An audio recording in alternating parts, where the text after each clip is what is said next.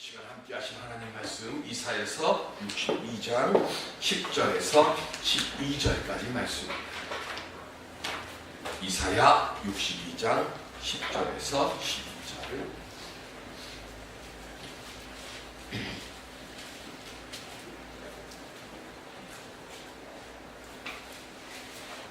이사야 62장 10절에서 12절.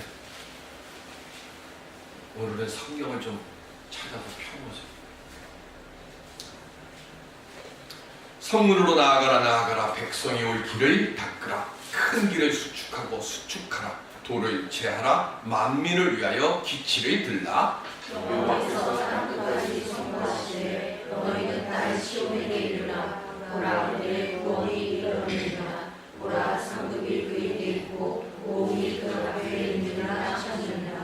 사람들이 너를 일컬어 거룩한 백성이라 여호와께서 구속하신 자라 하겠고 또 너를 일컬어 찾은 바 된 자여 버림받지 아니한 성읍이라 하리라. 아멘.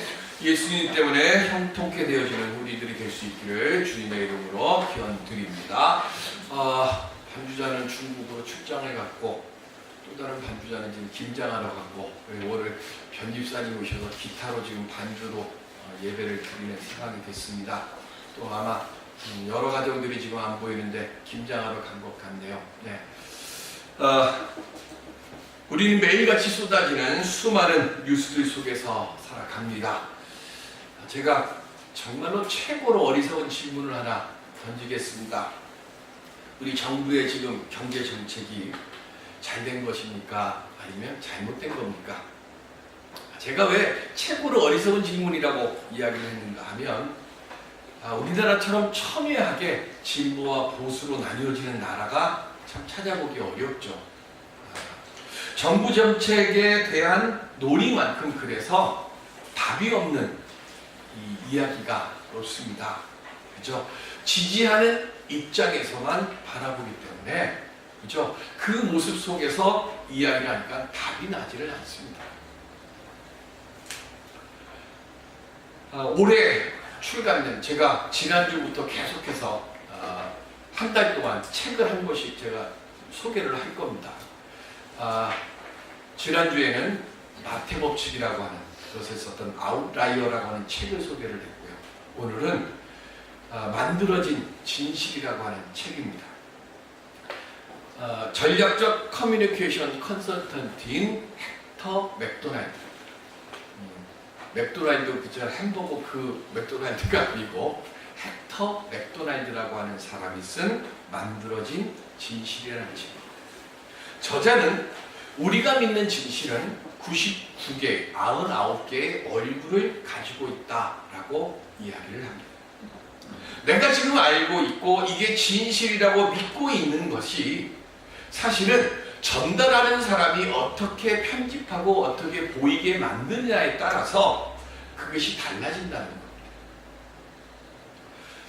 저자는 남미 원산인 안데스 그 씨앗 식품인 퀴노아라고 하는 것을 예를 들었어요. 2013년도에 유엔이 선정한 슈퍼푸드가 된 퀴노아라고 하는 것이 있습니다. 저는 책을 읽다가 처음 알았어요. 퀴노아라고 하는 게 건강식품 찾는 분들은 아마 드시는 분들도 있을 거라 생각을 하는데 이 퀴노아라고 하는 것이 서양 사람들에게 건강식품으로 각광을 받으면서 생산지인 볼리비아와 그리고 페루에서 가격이 3배 이상 급등하게 됐습니다. 그러다 보니까 이 퀴노아 가격이 너무 올라가니까 정작 이 퀴노아를 만드는 볼리비아나 페루 사람들이 너무 비싸졌으니까 퀴노아를 못 먹게 된 거예요. 대신 어떻게 합니까? 물 들어올 때 노저우라고 한 푼이라도 비쌀 때 만드는 족족 다보에 수출하는 거예요.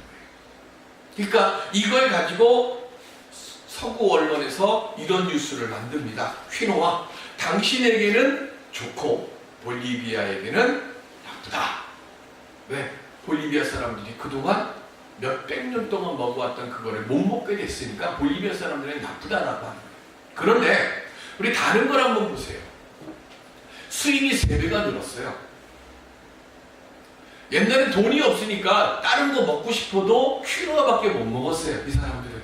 그러니까 지겹도록 먹었던 게 퀴노아인데, 퀴노아를 안 먹고 이거 수출을 하니까 어떻게 돼요? 수입이 3배가 올라가니까, 수입이 늘어나니까 그동안은 뭐예요? 먹고 싶어도 돈이 없어서 못 먹었던 것들, 지겹도록 먹었던 퀴노아 대신에 새로운 것들, 그리고 더 맞는 것들을 먹게 되잖아요. 다른 눈으로 보면 그렇게 되는 것 아닙니까? 그러면 볼리비아 사람들이 퀴노아 못 먹은 게 불행한 거예요? 행복한 거예요?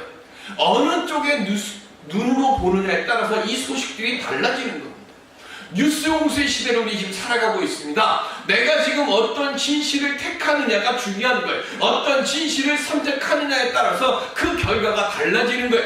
사람들의 말도 마찬가지입니다. 내가 이 사람의 말을 들을 때에 내가 지금 믿고자 하는 마음으로 듣게 되면 그 사람의 말이 내게 즐거움이 되고 기쁨이 되고 감사가 되고 그게 진실이 돼. 그런데 내가 뭐 하는 거야? 이미 저 사람의 말은 믿을 수가 없는 사람의 말이야 라고 딱 답을 써놓고 그 사람의 이야기를 듣게 되면 그 사람이 아무리 진실을 얘기하고 아무리 바른 걸 얘기해도 내 귀에는 어떻게 들려요? 진실이 아니에요. 또 뭘 이용해서 먹으려고 저렇게 하나? 라고 하는 굽어있는 모습으로 보게 되고 듣게 되는 겁니다. 주님 오심을 기다리는 대림절 첫 주간입니다.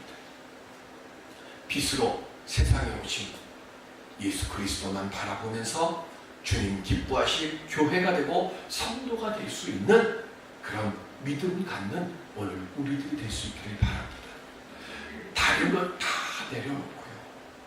모든 것 말씀의 빛에 비추어서 오직 주님만 바라보면서 주님 지혜를 주시옵소서, 주님 분별의 영을 주시옵소서. 주님께 믿고 구할 때 그때 주님께서 우리에게 바른 선택과 바른 지혜를 갖고 살아갈 수 있는 능력을 우리 모두에게 허락해 주실 줄로 믿습니다. 오늘 그런 지혜와 분별력을 갖는 영적인 주님의 사랑받는 우리들이 될 수 있기를 주님의 이름으로 축원드립니다. 오늘 이 사회는 바로 그런 삶을 살아갈 수 있는 길을 우리에게 보여주시는, 이사야서 61장의 맨 위에 보면 구원의 아름다운 소식 이렇게 써놨어요. 이사야의 직분은 뭐냐 하면 세상에 오실 메시아를 지금 예언하는 임무를 받은 거예요. 그래서 지금 61장부터 메시아가 오시는 그 길에 대한 것을 이야기하는데, 특별히 제가 오늘 성경을 좀 펴놓으세요라고 얘기하는 것이 뭐냐면 62장 4절을 보겠습니다. 62장 4절 시작. 다시는 너를 버림받은 자라 부르지 아니하며 다시는 내 땅을 황무지라 부르지 아니하고 오직 너를 헵시바라 하며 내 땅을 뷸라라 하리니 이는 여호와께서 너를 기뻐하실 것이며 내 땅이 결혼한 것처럼 될 것임이라. 아멘. 이스라엘 백성들이 범죄함으로 인해서요 하나님으로부터 버려졌어요. 그래서 버려진 땅 예루살렘이 됐고, 그래서 예루살렘은 폐허가 되고 이스라엘 백성들은 바벨론의 포로로 끌려갔습니다. 바벨론에 의해서 예루살렘은 무너지고 백성들은 포로로 잡혀간 지금 이 시간에 하나님께서 다시 이스라엘 백성들을 면류관과 왕관처럼 존귀하게 내가 삼아주겠다고 하는 그 말씀을 이사야 선지자를 통해서 약속하시면서 새 이름을 주셨어요. 그 새 이름이 뭐예요? 너를 헵시바라 그랬어요. 제가 성경 표로 안 했습니다. 밑에 각주를 보세요. 헵시바 하고 밑에 각주에 뭐라고 되어 있어요? 나의 기쁨이 그에게 있다. 이게 원래 뜻은요, 이거 여성형이에요. 헵시바는. 그래서 나의 기쁨이 그녀에게 있다. 이게 원래 맞는 겁니다. 이스라엘은 하나님의 뭐예요? 신부예요. 그러니까 나의 기쁨이 그녀에게 있다. 제가 왜 그녀라고 하는 얘기를 할까? 열왕기하 21장 1절에 있습니다. 시작. 므낫세가 왕이 될 때에 나이가 12세라 예루살렘에서 55년간 다스립니다. 그의 어머니의 이름은 헵시바더라. 아멘. 성경 펴놓으시면요, 이 열왕기하 21장 1절에 헵시바 해놓고 밑에 각주의 뜻이 없어요. 열왕기에는 없는데 헵시바라고 하는 이름이 있는데 거기에는 각주가 없고 지금 이사야서에만 헵시바 해놓고 각주가 달려 있습니다. 왜 그럴까요? 특별한 이름으로 하나님이 새로 주셨기 때문에 그래요. 열왕기에 나오는 헵시바는 그냥 사랑하는 여인이 되라는 뜻으로 아버지가 이름 지어준 그 이름이 헵시바예요. 므낫세의 어머니고 므낫세의 아버지가 누구죠? 이스라엘 3대 성군이 있다고 그랬어요. 다윗을 뺀 3대 성군. 히스기야, 여호사밧, 요시야. 그 중에 하나. 히스기야가 므낫세의 아버지고 헵시바의 남편이에요. 그러니까 지금 히스기야의 사랑받는 아내가 므낫세의 어머니였어요. 근데 거기에는 각주가 없어. 그런데 오늘 이사야서에는 각주가 있습니다. 두 번째, 뷸라입니다. 밑에 각주 뭐라고 써 있어요? 결혼한 여자. 헵시바는 사랑받는 사람을 말하는 것이고요.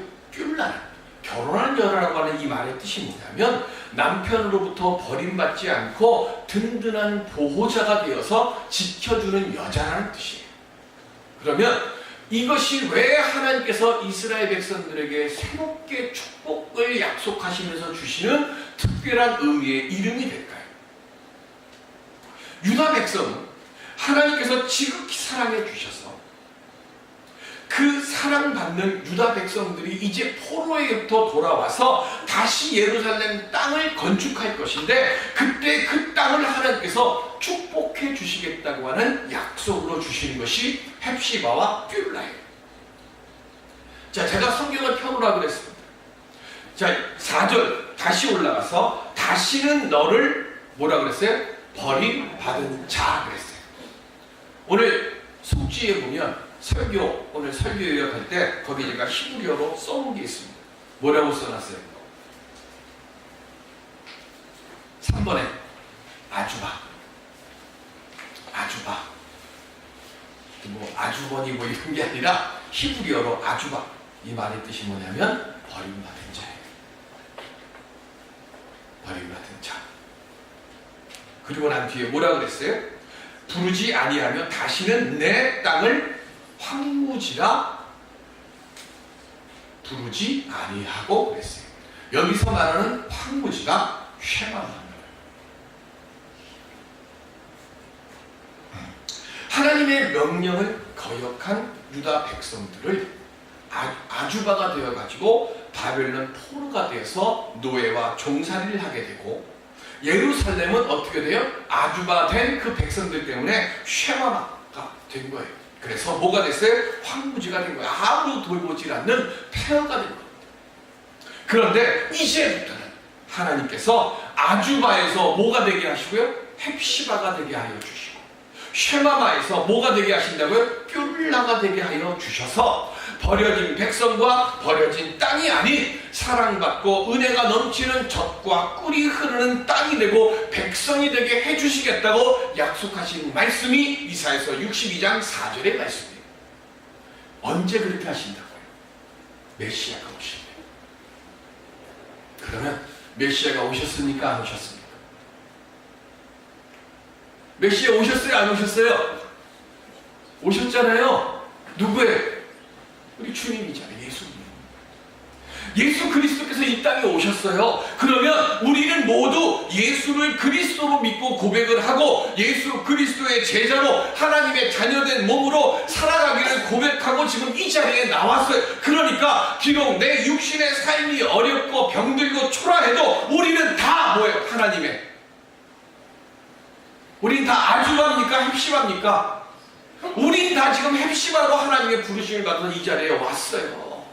하나님의 헵시바된 우리 가정과 우리 교회 그리고 우리의 일터를 하나님께서 어떻게 해주신다고요? 하나님의 복이 넘치는 뷸라가 되도록 하시기 위해서 이 시간 하나님께서 우리를 이 자리로 불러주신 줄로 믿습니다. 그러니까 우리는 지금 뭐하는 거예요? 하나님의 헵시바된 사람이고 지금 우리가 삶의 자리로 있는 그 자리마다 예배드리는 이 자리 내가 기도하는 그곳은 뭐예요? 하나님의 든든한 후원자가 되셔서 우리를 지켜주고 보호해 주시는 뷸라가 된 거예요. 이사야 선지자는 그 그러면 그렇게 헵시바가 되고 뷸라가 되어지는 그런 은혜의 사람이 되고 은혜의 땅을 만들기 위해서 우리가 무엇을 해야 할까? 그걸 오늘 본문 10절에서 말씀하고 있는 거예요. 다시는 아주바가 되고 쉐마마가 되지 아니하고 헵시바가 되고 뷸라가 될 수 있는 길, 그 길이 뭐냐? 10절에 성문으로 나아가라 나아가라 이렇게 말씀합니다. 주님께서 오실 길을 닦아서 큰 길 만들고 걸림돌을 치워버리라는 거예요. 말이 아니라 행함을 보이라는 거예요. 살아있는 믿음이 뭡니까? 주님이 복음 전하실 때 누구를 가장 혼내셨어요? 율법학자들, 서기관들이에요. 왜? 아는 것만 알아요. 그런데 그 마음속에 뭐가 없어요? 사랑이 없고 행함이 없어요. 말로만 하나님의 율법을 따지는 그들에게 뭐 하는 거예요? 하나님이 원하시는 건 사랑이 있고 행함이 있는 믿음이라고 말씀하시잖아요.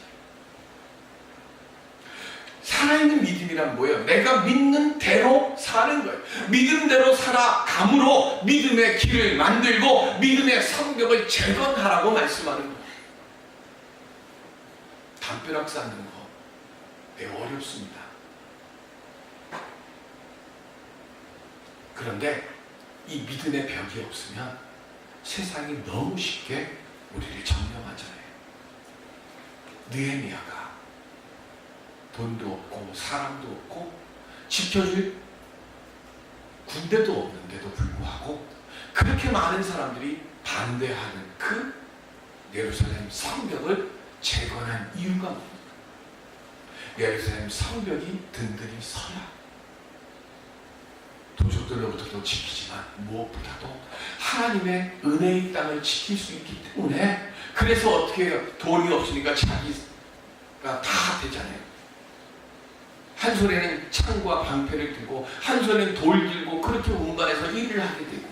낮에 보쳐 쓴 사람이 밤에 일을 하고 밤에 보쳐 쓴 사람이 낮에 일을 하게 하면서 6개월이 넘도록 그렇게 성벽을 재건하게 만들었잖아요. 마찬가지로 우리도 믿음의 성벽을 쌓아야 되는 거예요. 그거 쉬운 거 아닙니다. 예수원에 가면 기도는 노동이다라고 크게 써놨어요. 근데 기도 쉬운 거 아닙니다. 말씀하는 거 쉽습니까? 말씀 보는 거, 말씀대로 사는 거 어렵습니다. 믿음의 성벽을 쌓는 것은 바로 말씀과 기도를 통해서 쌓아야 되는 거예요. 왜요? 이 시대에 성전이 있습니까? 없습니까? 성전이 있다 그랬어요? 없다 그랬어요? 신약 시대는 성전 없어요. 맞습니까? 아니죠. 신약 시대는 우리들 각자가 성전이에요. 우리는 하나님의 거룩한 성전이에요.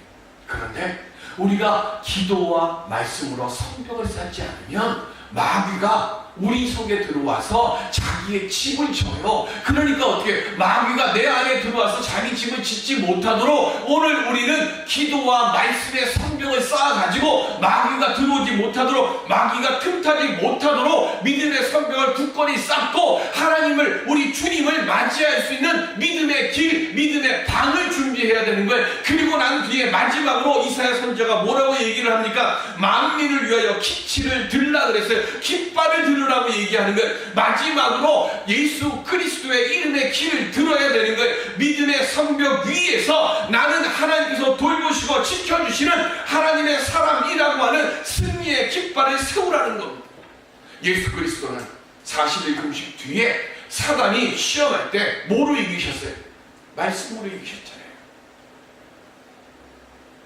말씀으로 마귀를 이기셨고요. 십자가의 죽으심과 부활로 죄의 권세를 이기셨습니다. 우리가 믿는 예수 그리스도께서 우리 삶에서 일어나는 모든 시험과 시련, 고난과 질병 그리고 죽음까지도 이기신 분이에요. 우리가 믿는 예수님이 그런 분이란 말이에요. 그러면 오늘 우리들이 내가 믿는 예수님이 이 세상에 있는 모든 것을 이기셨으니까 주님이 이기셨으니까 우리도 뭐 하는 거예요? 예수 그리스도의 이름으로 그 모든 시련과 어려움과 환난과 죽음과 같은 고통과 아픔과 질병도 예수 그리스도의 이름으로 이길 줄로 믿습니다. 이게 믿음의 길을 세우는 거예요. 여호수아서 2장 11절에 보면 시작. 우리가 듣자 곧 마음이 녹았고 너희로 말미암아 사람이 정신을 잃었나니 너희의 하나님 여호와는 위로는 하늘에서도 아래로는 땅에서도 하나님이시니라. 아멘. 여리고성을 정탐하러 왔던 그 정탐꾼들에게 라합이 하는 얘기예요. 야, 우리들이 하나님께서 홍해 바다를 말리시고 시온과 그리고 혼을 죽이신 그 역사를 우리 다 소문으로 들었어. 그런데 그 이야기를 듣고 난 다음에 우리 마음이 어떻게 됐어요? 지금 정신을 잃었다 그랬어요. 그리고 뭐라 그래요?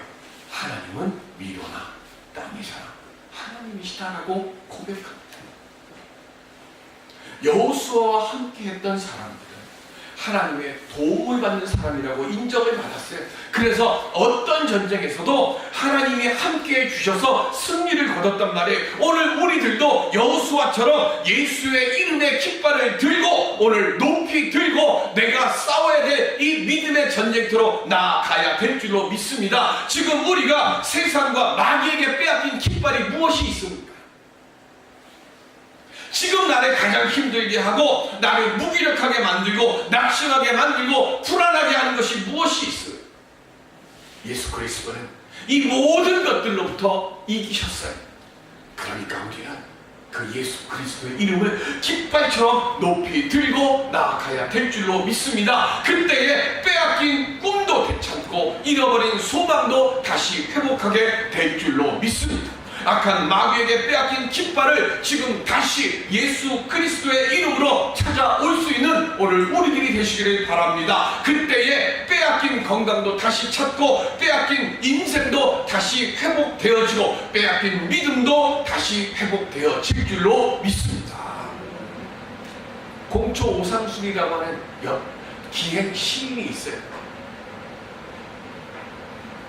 80년 전에 고양이 장례식 치른다고 구고장 아니고 그리고 호가 공초예요. 한문이 없어서 공초가 된 거고요. 원래는 꽁초입니다. 하루에 담배를 얼마나 많이 펴대는지 하도 담배를 펴갖고 꽁초 놀리다가 그게 호가 된 거예요. 근데 이 공초 오상순이 명동에 그 당시에는 이 명동에 다방이 모든 문인들과 예술인들이 모이는 자리가 있어요. 그것이 청동다방이라고 하는 곳인데 이 청동다방에다가 사인북을 하나 놔뒀습니다. 그러면 이 청동다방을 드나드는 사람들이 이 사인북에다가 화가는 그림을 그리고 시인은 시를 쓰고 뭐 소설가는 거기다가 뭐 짧은 이야기들을 써요. 그러면 그것들을 모아가지고 공초가 청동문학이라고 하는 책을 119호까지 냈고 그리고 110호부터는 청동산맥이라고 이름을 바꿔서 책을 계속 냈어요. 제가 뭐 그거 얘기하려고 하는 게 아니고 이 청동다방에 1960년대 대지 작가인 펄벅이 한국을 몇 번 방문을 했었습니다. 펄벅이 아버지가 중국 선교사였어요. 목사님이라고 제가 여러 번 말씀드렸습니다. 1960년대 대한민국 혼돈의 시대, 그 혼돈과 혼란의 시대 때 펄벅이 대한민국을 방문해서 그 청동다방 공초 오상순이 만들어 놓은 사인북에다가 이렇게 써놨습니다. 전 이 말씀 글을 보고서요 가슴이 찡했어요. 뭐라고 써놨는가 하면 어둠을 불평하기보다는 단 한 자루의 촛불이라도 밝히는 것이 낫다. 믿음이 있습니까? 믿음이 있으면 왜 나는 이렇게 살아야 되는가 불평하고 원망하는 그 시간에 주님의 빛으로 이 어두워진 세상을 비출 수 있는 저에게 믿음의 지혜와 용기를 주시옵소서. 성도는 그 말을 먼저 해야 될 줄로 믿습니다. 팔복은 우리에게 지금 그걸 얘기하는 거예요. 나 한 사람이 촛불 붙인다고 해서 부정과 그리고 혼돈의 그 땅이 밝혀지겠습니까? 그러나 한 사람이 촛불을 들고 그 사람을 따라서 두 사람, 세 사람이 촛불을 들면 언젠가는 그 어둠을 몰아내는 역사가 빛으로 이 땅에 오신 우리 예수 그리스도를 통해서 이루어지게 될 줄로 믿습니다. 오늘 믿음을 가진 우리들은요, 연약합니다. 그러나 연약한 우리들을 들어서 강한 자들을 부끄럽게 만드는 것을 우리 하나님이 가장 기뻐하세요. 주님, 나를 사용하여 주시옵시고 나로 하여금 이 부족하고 미약하고 연약한 저로 하여금 이 세상을 밝힐 수 있는 은혜의 믿음의 빛을 받는 사람 되게 하여 주시옵소서.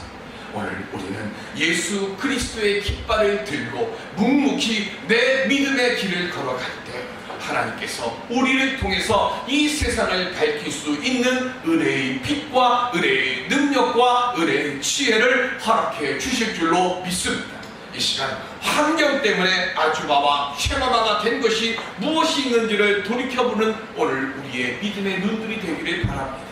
그리고 그것들을 향해서 나는 하나님의 핵심하고 나는 하나님의 뀨라라고 외칠 수 있는 믿음 갖는 우리들이 되어질 때에 그때에 우리가 세상으로부터 잃어버렸던 것들, 빼앗겼던 것들, 놓쳐버린 것들 회복하고 하나님의 거룩한 사랑받는 사람으로 하나님의 거룩한 영광이 풍겨나는 그런 가정과 교회를 만들 수 있는 은혜와 능력을 우리 주님으로부터 허락받게 될 줄로 믿습니다. 오늘 그 은혜와 능력 받는 우리 모두가 될 수 있기를 주님의 이름으로 축원드립니다. 기도하겠습니다.